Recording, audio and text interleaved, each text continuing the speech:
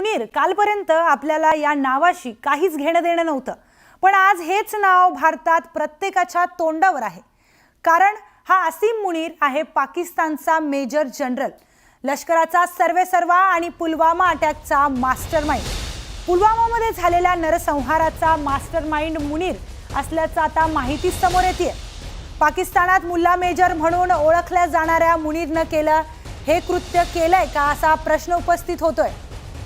दरम्यान पाकिस्तानात लष्कराची लोकप्रियता दिवसेंदिवस घसरतीये आणि त्यातही असीम मुनीरची पद घसरली आहे. पाकिस्तानी जनता मुनीरच्या नावानं बोट मोडतीये.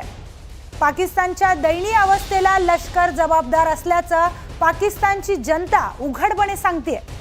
असीम मुनीरची खुर्ची धोक्यात आली आहे. दरम्यान बलुचिस्तानमध्ये पाकिस्तानी सैनिक रोज मारले जात आहेत.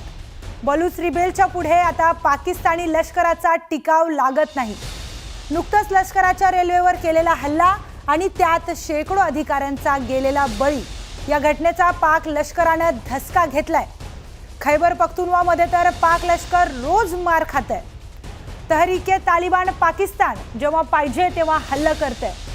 खैबर पख्तूनवा प्रांतावर देखील पाकची पकड ढिली होतीये, तर तेहरीक शिरजोर बनते. सिंध प्रांतात कालवा प्रकल्पावरून जनतेमध्ये नाराजी आहे. कालव्याच्या विरोधात अनेक लोक रस्त्यावर उतरलेत. आणि चौथा आणि सर्वात महत्त्वाचा प्रांत म्हणजे पंजाब, आणि पंजाब मुनीरवर पूर्णपणे नाराज आहे. ते इम्रान खानमुळे. इम्रान खानला तुरुंगात ठेवल्यामुळे पंजाबी मुनीरवर नाराज आहेत. दरम्यान इम्रान खानला सोडण्याची मागणी इथे जोर धरू लागली आहे. पाकिस्तानची आर्थिक हालत पूर्णपणे खस्ता झाली आहे. दरम्यान महागाईला आटोक्यात येत नाहीये आणि लष्कर आणि IAS आता हाताबाहेर चाललेत.